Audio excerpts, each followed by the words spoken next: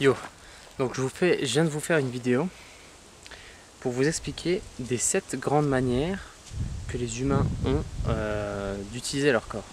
Voilà, en gros c'est ma vision actuelle du monde et qu'elle est en constante évolution et qu'en fait je suis en train justement de la travailler. Donc cette vidéo là est pour exprimer ce que je pense est une réalité très importante, qui est que notre manière que l'on a d'exprimer, d'utiliser l'énergie dans notre corps et ce qui va déterminer comment nous allons directement comprendre le monde et vivre à l'intérieur de ce monde. Donc c'est un pas de plus vers le déterminisme, certes, mais c'est en tout cas je trouve extrêmement intéressant de penser du coup et de chercher sur ce sujet-là. Donc en gros, ta manière d'utiliser ton énergie dans ton corps et en fonction de là où elle va être le plus utilisée, centrée, eh bien c'est la manière qui va te faire, c'est ce qui va te faire vivre ta vie d'une certaine manière. Alors comment ça se fait que certaines personnes sont centrées par exemple sur le bas du ventre et vont être des gens beaucoup plus axés sur les relations sociales, alors que d'autres vont être centrés beaucoup plus dans le cerveau et devenir des chercheurs, eh bien, ou des enseignants? Eh bien c'est parce que dans notre jeunesse, nous naissons et nous utilisons lors de notre enfance certaines parties de notre corps que l'on apprend à utiliser et que l'on affectionne plus ou moins au fur et à mesure de ce qui va se passer dans notre vie. Ce qui fait que les 7 premières années de la vie d'un enfant sont les plus importantes de sa vie, voire même aussi quand il est dans le ventre de sa mère, parce que ce sont ces années-là qui vont directement déterminer qui l'enfant va être plus tard, en fonction de des centres, du centre à partir duquel l'enfant va employer son énergie. Ça peut être partout dans le cerveau, ça peut être partout le long de la colonne vertébrale jusqu'à l'entrejambe. Voilà, il y a 7 centres sur cet axe-là et c'est ça qui va déterminer la vie et la vie d'une personne. Voilà, bon visionnage.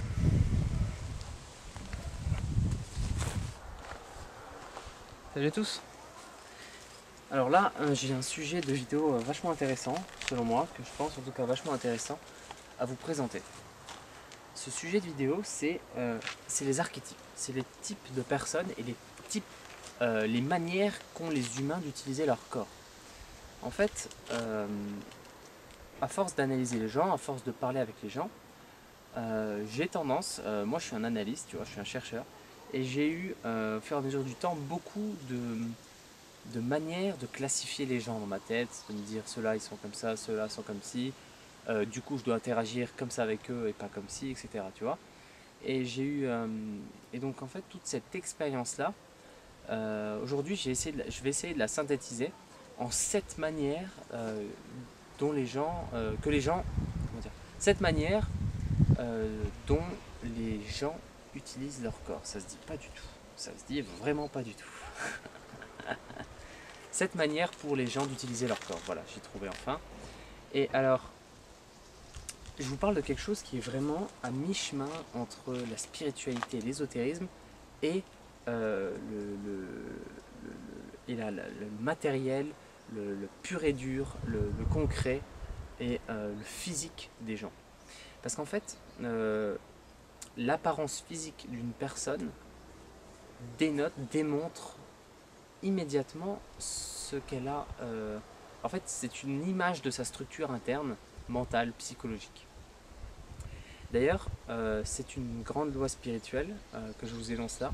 C'est le fait que ton univers extérieur est toujours une image de ton univers intérieur. Exemple, si je vis dans une maison où rien n'est rangé, tu vois, les lits ne sont pas faits, il y a des emballages partout par terre, etc. Ça montre qu'à l'intérieur de moi, il y a un certain chaos dans ma tête, un certain ordre à retrouver peut-être. Ou bien en tout cas un manque d'ordre, une anarchie dans notre manière d'agir. Et voilà, du coup on peut tirer des caractéristiques de par l'expérience, de par l'apparence extérieure et l'apparence physique d'une personne, des caractéristiques pourtant bel et bien mentales, psychologiques. Et c'est vraiment ce pont-là entre les deux mondes qui sont le monde mental et le monde matériel que je vous présente dans cette vidéo et par l'intermédiaire de ces archétypes. Donc, sans plus tarder, le premier archétype, c'est vraiment, j'ai appelé les façonneurs de la matière. Ce premier archétype correspond au chakra numéro 1. Alors, du coup, je vais vous expliquer quand même rapidement pourquoi j'utilise les chakras. Les chakras, en fait, sont une manière de voir le monde et les gens, et surtout la structure énergétique des gens, que moi, je trouve personnellement très efficace, qui nous vient d'Asie, des pays comme la Chine, comme l'Inde, et en fait, je la trouve particulièrement efficace pour comprendre les gens. Il y a 7 chakras différents. Les chakras sont des roues d'énergie à l'intérieur du corps. Il y en a tout au long de notre colonne vertébrale, ça monte. Il y en a un dans la gorge, il y en a un au centre du cerveau et un au haut du cerveau, et 3 en bas du ventre. L'intérêt de cette vision des chakras, c'est en fait qu'elle est holistique. Lorsqu'on parle de chakras, on ne parle pas du système nerveux, on ne parle pas du système sanguin, on ne parle pas du système lymphatique, on ne parle pas de contraction musculaire et de force musculaire mécanique du corps humain. On parle vraiment d'un englobage de tout cela. Quand on parle d'une roue d'énergie, un chakra, on englobe tout cela et plus. C'est ça qui est vraiment bien, c'est le et plus. Les chakras, cette manière de voir le monde, qui est l'Ayurveda par exemple, peut-être pas l'Ayurveda, non, cette médecine chinoise avec les chakras et des points énergétiques, en fait elle englobe ce qu'on ne connaît pas encore bien et ce qu'on ne peut pas encore bien exprimer. Alors que la médecine traditionnelle occidentale a tendance à tout ramener à la matière, tout ramener à ce qu'on connaît, alors que ce qu'on connaît est plutôt infime. D'ailleurs, plus on recherche, plus on se rend compte qu'on ne connaît pas grand-chose. Donc du coup, j'aime cette vision holistique, cette vision qui englobe toutes les possibilités et qui nous est offerte par nos amis asiatiques. Alors, le premier archétype, l'archétype, le façonneur de la matière. Premier type de personnalité, basé sur le chakra 1, racine. Les façonneurs de la matière. Ils sont très reliés à la terre et à leurs besoins primaires. Leurs envies et leurs idées paraissent simples et sont presque toujours dans l'action, le concret. Ce sont eux les grands bâtisseurs, mais ce sont aussi les plus grands consommateurs. Métier type, maçon, paysagiste, ébéniste, constructeur, tout ce qui tourne autour de la création dans la matière. Incontournable. Chez l'homme, ça va se présenter sous la forme du maçon, le mec qui travaille, qui fait des maisons, qui pose parpaing sur parpaing, qui fait du ciment toute la journée. Ça, c'est vraiment l'archétype du maçon. C'est l'exemple typique du mec qui fonctionne extrêmement centré sur son premier chakra. Et son premier chakra, c'est celui qui se trouve au niveau, en gros, de l'entrejambe, presque au niveau des couilles. Enfin, à peu près, ouais, voilà, la zone là, quoi. Et alors, chez l'homme, donc ça va être le maçon. Chez la femme, ça va être la ménagère. La ménagère, c'est la femme qui fait toujours attention aux besoins primaires de ses alentours et qui a un métier du style nettoyage, du style ramener de la nourriture, jardinier, des trucs comme ça. Donc voilà, le maçon ou la ménagère correspondent à ce premier archétype du façonneur de la matière. En fait, leur énergie et leur utilisation de leur énergie dans leur corps va se faire principalement à cet endroit-là, principalement à l'endroit de l'entrejambe. Et alors en fait, on appelle cet endroit le chakra racine parce que c'est de là que provienne notre énergie la plus primaire pour agir dans la matière. C'est-à-dire que lorsqu'on veut s'activer pour chercher de la nourriture dans un milieu naturel, on va faire appel à, par exemple, pour vous donner l'exemple du système nerveux, on va faire appel à nos couilles qui vont nous donner, ou alors nos ovaires, si on est des filles, qui vont envoyer des ARN messagers entre les testicules et le cerveau pour provoquer des flux et pour synthétiser de l'adrénaline qui va descendre, remonter, descendre, remonter. Donc une personne qui utilise beaucoup son chakra racine, c'est une personne qui aura beaucoup d'adrénaline et qui sera donc très apte à bouger et à faire des actes physiques en fait. Et toujours très centré autour des besoins primaires. Tu vois, si on regarde la pyramide de Maslow, c'est vraiment tout en bas, quoi.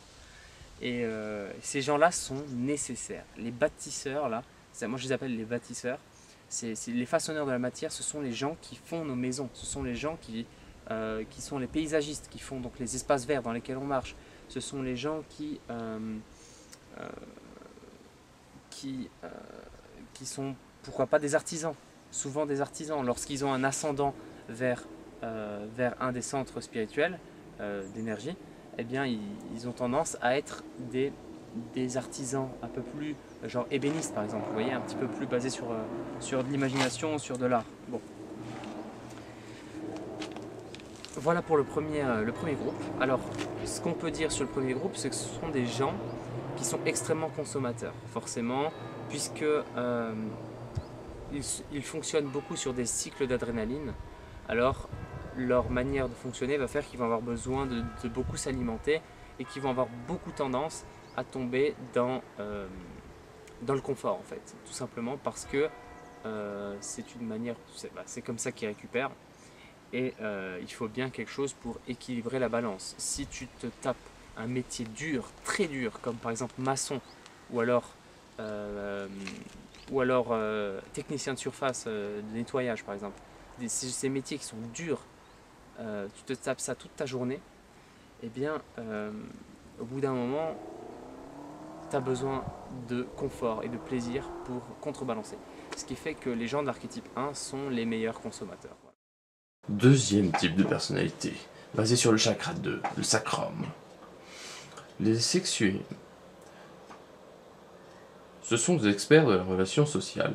Leur comportement tourne toujours autour du sexe et des phénomènes d'attraction-répulsion ayant lieu entre les gens. Métier type, assistante sociale, aide-soignante, acteur X, comédien, médiateur, coach sportif, coach de développement personnel. Le deuxième archétype, ce sont, moi je les appelais les sexués. Les sexués, ce sont les gens qui tournent en fait pratiquement toujours autour du sexe et des relations sociales. Les sexués, c'est la deuxième pyramide de Maslow, mais c'est aussi et surtout le deuxième moment de la vie. Le deuxième moment de la vie où on va commencer à découvrir nos voisins et notre rapport aux autres. Donc en gros, de 0 à 7 ans, on est encore dans ce premier moment de la vie où on découvre nos besoins primaires. On a besoin de notre mère parce qu'on veut boire son lait. Vous voyez, on a besoin de notre père parce qu'il nous ramène de la nourriture. Tu vois, c'est vraiment le premier, des 0 à 7 ans, on découvre la vie, on découvre notre corps et on découvre nos besoins primaires en fait, simplement. On commence à les comprendre. Et alors après de 7 ans à 14 ans, là on va commencer vraiment à découvrir les gens et notre rapport aux gens et notre sexualité aussi. Et donc ces gens-là de l'archétype 2, l'archétype des sexués, vont être très très ressemblants à des enfants de 7 à 14 ans d'un point de vue manière d'agir en fait. C'est-à-dire que mais c'est vraiment pas péjoratif ce que je dis, hein. C'est vraiment pas péjoratif, c'est vraiment juste que ce sont des gens qui, comme leur centre d'énergie est basé au niveau du pubis et un peu au-dessus, donc ce niveau-là c'est le centre avec les glandes, il y a des glandes du système nerveux, c'est à cet endroit-là du système, pas nerveux, avec toutes les glandes le long de la colonne vertébrale, mais bon c'est pas grave, j'ai oublié. En gros c'est à cet endroit là que vont être synthétisées des molécules et des ARN qui vont gérer le taux de testostérone et le taux d'œstrogène. Leur taux de testostérone et leur taux d'œstrogène vont faire que ces gens là vont être particulièrement attirants et attirés vers leurs homonymes qui vont être similaires ou pas. On peut faire une petite parenthèse pour expliquer que l'apparence physique, puisque les besoins en énergie et là où circule l'énergie, c'est là où va se passer le plus de choses, où il va y avoir des rejets de chaleur, il va y avoir des rejets d'ondes magnétiques, etc. Ce qui va faire que si jamais une personne fonctionne avec les centres du bas, elle va tendance à avoir une grande activité à ce niveau-là, forcément, hein, génération de testostérone, génération d'adrénaline. Eh bien, ces synthèses-là vont demander beaucoup d'énergie, ce qui fait que le corps va adapter son apparence physique à cette demande en énergie, ce qui fait que les deux archétypes dont je viens de vous parler, qui sont les façonneurs de la matière et les sexués, vont avoir tendance à avoir des gros bides. Pourquoi? Parce que les gros bides, ce sont juste des réserves de graisse. Les réserves de graisse sont des réserves d'énergie. Et le corps humain a besoin d'énergie. En tout cas, il a besoin d'avoir de l'énergie le plus proche possible de là où il va l'utiliser. C'est pour ça que les femmes ont tendance à avoir des grandes tailles, des tailles comme ça, et puis un peu de ventre, simplement parce que, et des grosses fesses, parce que leur fonction principale biologique est quand même de faire un enfant. Et lorsqu'on veut faire un enfant en bonne santé, eh bien, si jamais en cas de pénurie de nourriture par exemple, le corps de cette dame va pouvoir puiser directement dans les réserves de graisse autour de l'enfant, donc dans toute cette partie-là, qui vont permettre du coup à l'enfant de survivre dans le corps de la mère. Donc c'est pour ça que les femmes ont tendance à avoir des grosses tailles et des grosses fesses. Et parenthèse fermée, pour vous dire que l'apparence physique suit toujours l'apparence et la structure énergétique de la personne. Et là c'est vraiment intéressant à observer ça chez les gens.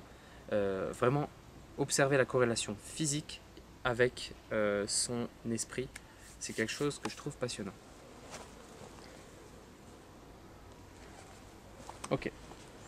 Donc, pour terminer avec l'archétype 2 des sexués, alors ce sont des gens qui vont beaucoup se baser autour des relations sociales, et c'est vrai qu'on va les retrouver dans des métiers comme assistante sociale, acteur, acteur X, beaucoup de comédiens aussi, parce que les comédiens sont des gens très très efficaces socialement, tu vois. Bon, voilà. Le dévot. Le fervent ou le dévot est celui qui aspire à accomplir sa mission, plus que tout. Il y dévoue une énergie folle, qui a de quoi fasciner même les plus grands. Le dévot est le troisième type de personnalité basé sur le chakra numéro 3 qui est le plexus solaire, qui se trouve au niveau du plexus solaire, devrais-je dire. Mais ces types, pompiers, policiers, curés, historiens, gourous, militaires, militants, tout ce qui nécessite une motivation sans faille.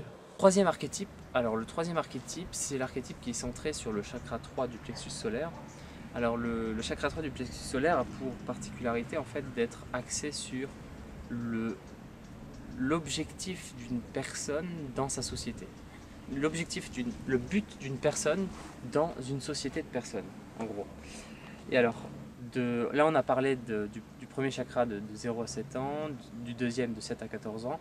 Maintenant on va passer au troisième du plexus solaire qui lui représente la période de 7 à 21 ans. 7 à 21 ans en fait où on va commencer à trouver notre place dans la société réellement. Dans cette période de 14 ans à 21 ans, on va vraiment chercher notre objectif dans la vie, notre but et notre rôle dans la société. Voilà, quand tu dis par exemple je suis bricoleur, je suis charpentier, machin truc, tu énonces ton rôle dans la société, dans ton rôle social. Donc le troisième chakra est vraiment basé autour de ça. Et voilà. Donc alors, le troisième archétype, j'ai appelé les dévots.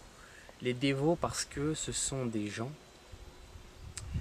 qui sont dévoués à une cause. Voilà. Ce sont des gens qui sont centrés, leur énergie, l'utilisation de l'énergie dans leur corps se fait à ce niveau-là du ventre. C'est un niveau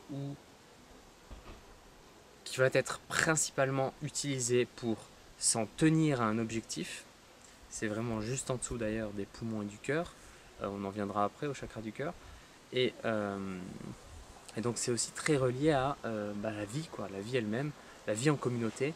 Et ça rend ces gens-là extrêmement puissants. En fait, capables de mettre une énergie dans leur combat, dans leur cause, qui est extrêmement forte. Je peux vous donner des personnalités comme ça. Si je vous dis sur internet par exemple Thierry Casasnovas, et encore Thierry Casasnovas. Thierry Casasnovas, c'est une personne qui fonctionne énormément sur ce centre d'énergie là, vous voyez. des gens qui ont un combat, ouais, vraiment ont un combat et s'y tiennent, vraiment. Donc les dévots, les dévoués à leur cause. Et ont tendance à avoir un corps carré. C'est-à-dire que, vous voyez, alors genre là il y a la limite des pecs. Et en fait, quand on a affaire à des dévoués, on voit quand ils se mettent torse nu qu'ils ont vraiment un corps carré comme ça. C'est-à-dire que c'est parfaitement droit, ça peut être musclé par-dessus. Et passons à la suite. Donc ce troisième archétype là, il est intéressant, hein. Il est vraiment intéressant à observer. Et ce sont des gens très inspirants pour leurs collègues et leurs camarades. Et, et ils sont aussi nécessaires. Et alors on retrouve dans leur métier type souvent en fait des fonctions qui nécessitent d'être vraiment dévoué à une cause. Et on retrouve aussi beaucoup ces gens-là dans la fonction de patron en fait. Les gens d'archétype 3, en tout cas les gens qui utilisent beaucoup le chakra 3 comme centre d'énergie, sont des gens qui vont être aptes à devenir des patrons et à chercher à faire évoluer vraiment leur cause et leur combat euh, par tous les moyens possibles. Passons maintenant au chakra 4, le centre d'énergie 4, celui du cœur. Le bon vivant. C'est la quatrième type de personnalité basée sur le chakra 4 du cœur. Le bon vivant est celui qui donne l'impression, quelle que soit la situation, que tout lui réussit. Il ressent et exprime ses émotions comme personne d'autre, caractéristique de sa profonde connexion avec lui-même. Métier type. Beaucoup. C'est avant tout un capitaine, car tout le monde peut se rallier derrière lui, ou un loup solitaire suivant les cas. Le principal centre d'énergie étant le cœur et les poumons, font que ça va donner des gens qui vont transpirer la vie beaucoup plus que les autres. En plus, le chakra du cœur étant centré au milieu du corps, eh bien, ce sont des gens qui seront assez équilibrés dans leur vie de tous les jours et qui du coup au lycée se retrouveront par exemple l'alpha mâle, le mâle alpha qui attirera toutes les filles par exemple, vous voyez. Euh, le, le mec qui a l'air de tout réussir, le mec qui montre, qui n'a l'air d'être jamais en difficulté, quelle que soit la situation qui se présente devant lui. Ce sont donc des gens plus rares quand même que les gens, c'est-à-dire qu'on ne peut pas vraiment diviser tout ça en un septième. On ne peut pas diviser chaque groupe de personnes comme un septième à chaque fois. Et de toute façon, c'est plus complexe que ça parce que même si on est centré sur un point d'énergie, on utilise toujours les autres à un certain pourcentage. C'est-à-dire qu'on a souvent un ascendant. Une personne n'est pas que centrée sur un de ses points d'énergie. Et donc voilà. Bon. Alors ces personnes-là, on les retrouve souvent bien foutus. Voilà. Ce sont des gens qui physiquement sont assez bien foutus. Une cage thoracique assez ample, une largeur d'épaule tout à fait respectable, un corps en V. Pour les femmes, ce sera souvent un corps assez équilibré avec les seins de rêve, par exemple, et souvent sportifs, souvent des gymnastes, des danseuses, etc., qui expriment une féminité bien plus forte que leurs homonymes et leurs autres camarades, quoi. Petite parenthèse physique sur le deuxième archétype, l'archétype du sexué.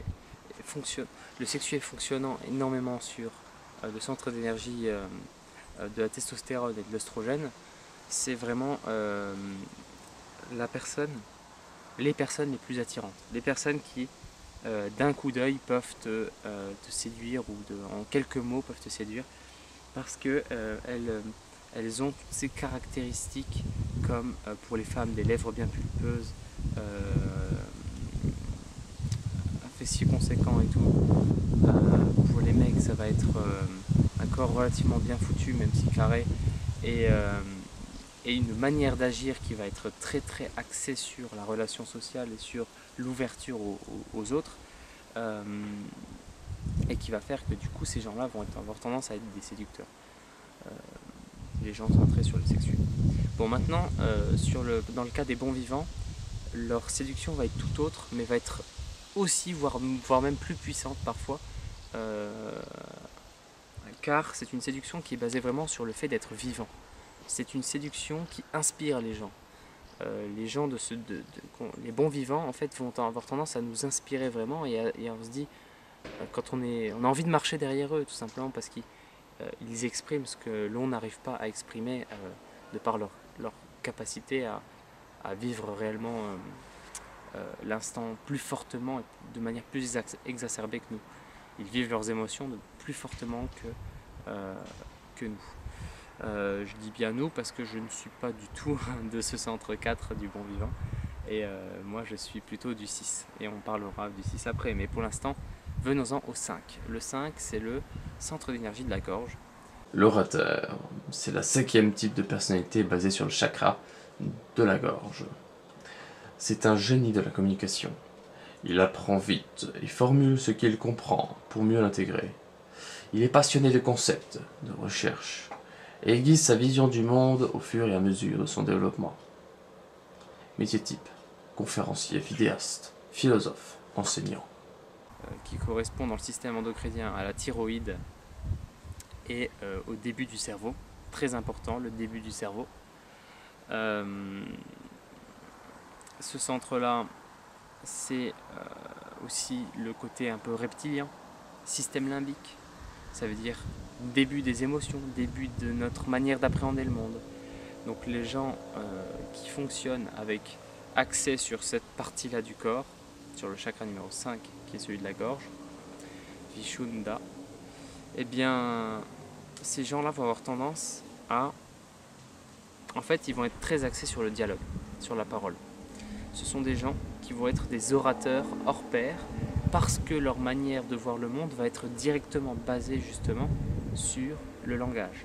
Ce sont des gens qui vont avoir besoin d'exprimer en eux, dans leur tête, ce qu'ils pensent du monde pour bien comprendre et appréhender le monde.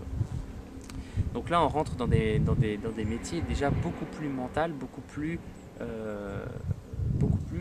spirituels dans le sens de l'esprit. Quand je dis spirituel, c'est vraiment de l'esprit.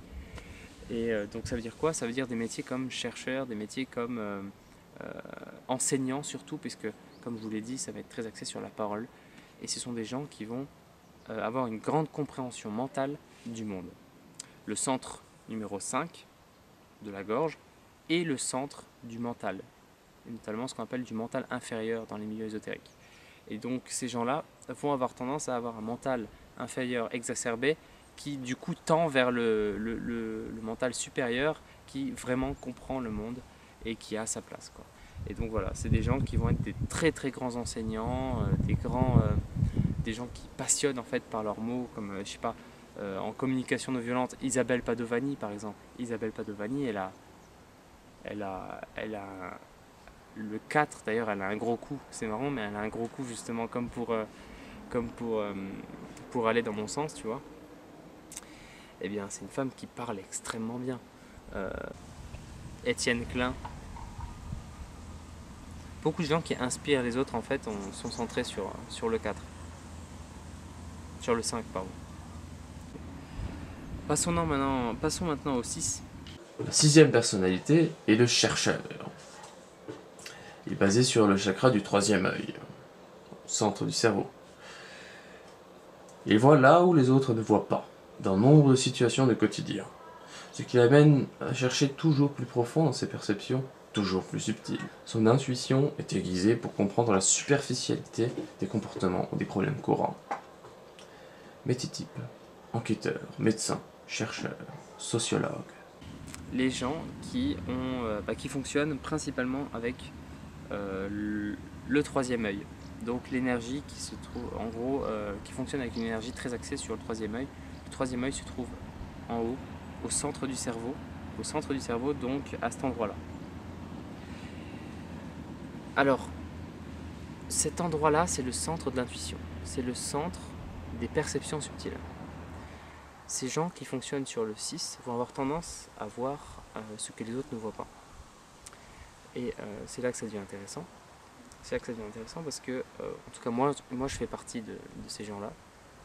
Je suis centré sur le 6 et il existe des tests pour savoir sur quel centre vous êtes plutôt... de quel centre vous êtes. Je vous mettrai des liens dans la description, je pense. Et alors du coup, les gens qui fonctionnent sur le 6 sont des gens qui vont vraiment avoir besoin de creuser les sujets. Ce qui fait que le métier type vraiment de ces gens-là, ça va être le chercheur. Les gens qui fonctionnent avec le troisième œil sont des chercheurs puisqu'ils ont l'intuition de ce qu'ils doivent chercher, l'intuition de là où ils doivent creuser. Moi, je vous donne mon exemple personnel puisque je suis de ces gens-là. J'ai régulièrement des intuitions lorsque je discute avec des gens. Je suis très axé sur le social, donc on pourrait croire que je fais partie des sexués. Or, ce n'est pas vraiment la relation sociale qui m'intéresse, mais ce qu'il y a à creuser dedans. Je suis un chercheur, un ingénieur des relations sociales, un chercheur dans les relations sociales. Et c'est ça qui me passionne vraiment. Et du coup, ce qui fait que je suis centré sur le troisième œil, mais j'ai aussi un ascendant un petit peu, ou plutôt un descendant, ça devrait, non, un ascendant, on va dire un ascendant, sur le deuxième point d'énergie principal, celui des sexués. J'ai appelé donc ce groupe-là, puisque je ne vous ai pas dit comment j'ai appelé les chercheurs en fait, tout simplement. Évidemment, les chercheurs. Et maintenant on en arrive au dernier point, au dernier type de fonctionnement, les mystiques. Les mystiques, ce sont ceux qui fonctionnent avec l'énergie principalement en haut du crâne. La septième et dernière personnalité est le mystique, basé sur le chakra 7, celui de la couronne, qui se trouve en haut du cerveau. Le mystique est celui qui vit comme dans un autre monde. Il se sent souvent comme désincarné car le fondement de ce qui structure sa personnalité provient d'une sphère où tout est lié par nature et où il n'y a pas lieu de vouloir se créer des illusions existentielles. Métier type: thérapeute, conférencier, beaucoup de fonctions sacerdotales, dites sacerdotales. Ces gens fonctionnent dans un univers que tout est un. Ces gens de base fonctionnent dans un univers où tout est un.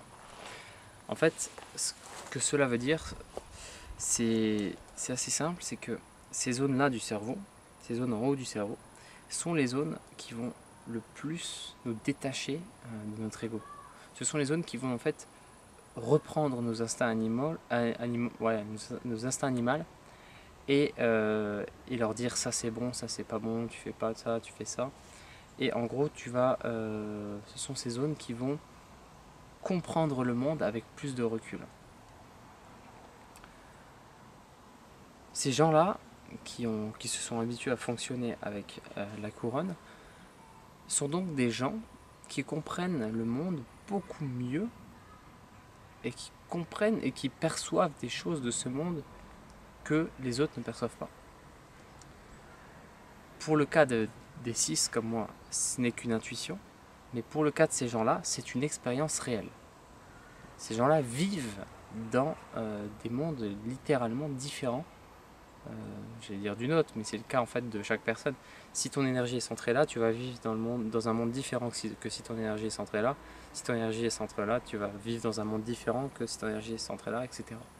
Donc c'est toujours différent, mais leur monde à eux est vraiment spécial et j'ai envie de dire plus en dehors de l'illusion. Ça ne veut rien dire, ça ne veut rien dire du tout, ça ne veut rien dire du tout. Les gens qui fonctionnent par l'intermédiaire de la couronne, ce sont souvent des gens qui vont apporter des grandes avancées dans la compréhension du monde aux autres humains, de par leur perception subtile évoluée et leur compréhension du monde très différente de la nôtre. Si je vous prends du Nikola Tesla ou bien Einstein, vous voyez, vous comprenez que ces gens-là ont révolutionné leur domaine et c'était très certainement des gens fonctionnant avec une couronne très très exacerbée. Autrement dit, leur centre d'énergie devait se trouver certainement dans le cerveau et en haut du cerveau. La couronne est donc ce qui nous relie à des espaces de vie beaucoup plus subtils, beaucoup plus incompréhensibles, des réalités plus énergétiques que matérielles. Les métiers types pour ces gens-là, je dirais tout ce qui est fonction sacerdotale. Les prêtres, les chamans, ces gens qui ont des perceptions bien différentes du commun des mortels, sont des gens de l'archétype mystique. Des physiciens quantiques c'est un métier tout apprêté pour ces gens-là.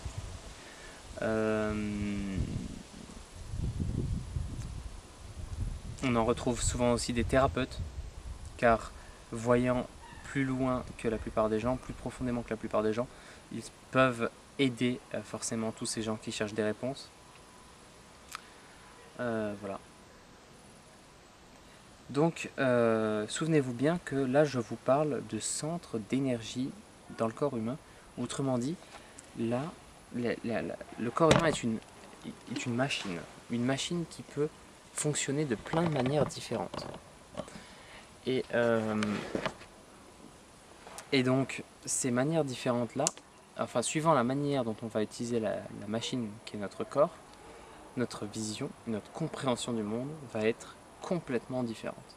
Car l'échange chimique, l'échange thermique, l'échange du sang, le sang et tout, l'afflux de sang, tout va s'adapter à la manière que l'on a d'appréhender le monde, ou plutôt, ou alors l'inverse qui est tous ces afflux d'énergie dans notre corps, par le système sanguin et le système nerveux principalement, vont provoquer notre conscience et notre manière de voir et de comprendre le monde. Soit la pensée est un phénomène, soit la structure physique est le phénomène issu de la pensée, mais dans tous les cas, les deux sont liés, les deux sont indissociables, parfaitement indissociables, et il est très intéressant pour nous de faire les corrélations entre ces caractéristiques physiques et ces manières de voir le monde qu'ont les gens. L'état d'esprit des gens et leur structure physique, c'est la même chose. C'est pour ça que moi dans mes vidéos je parle souvent de structure d'une personne, et quand je parle de structure d'une personne, je parle à la fois de la manière qu'elle a d'utiliser son corps et aussi et forcément de l'état d'esprit qui va avec. Voilà, voilà ce que c'est que la structure d'une personne. Je pense que ce sera tout pour cette vidéo.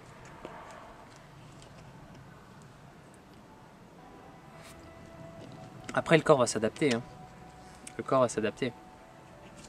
Regardez, moi j'ai une grosse tête. Moi j'ai une grosse tête parce que, ou à cause, ou je ne sais pas. En fait, c'est parce que et à cause, c'est des mots, c'est des mauvais mots.